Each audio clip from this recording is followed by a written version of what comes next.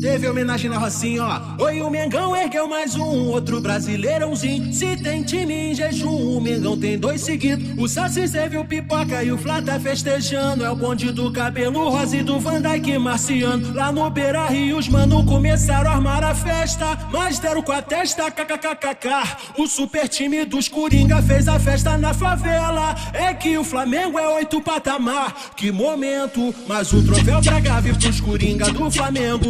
Isso é Mengão, ei Galhardo, olha o cheirinho. Esse é o cheirinho de campeão e de quem tá com as taças em dia do Brasileirão. Isso é Mengão, segue o bordão. O Flamengo não é time, hoje o Flamengo é seleção. E a Bel é só taça de vinho, a taça boa é de campeão. Isso é Mengão, ó que tá campeão. O Mengão é mal, segue dando vral, né mano? Campeão no Morumbi.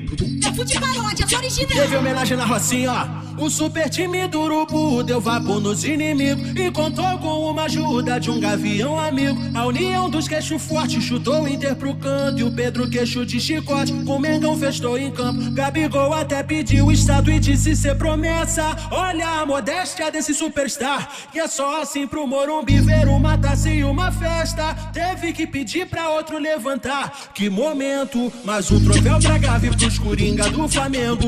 Isso é Mengão, ei Galhardo, olha o cheirinho. Esse é o cheirinho de campeão e de quem tá com as taças em dia do Brasileirão.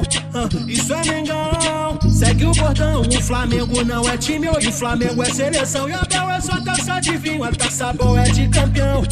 Isso é Mengão, ó que tá campeão.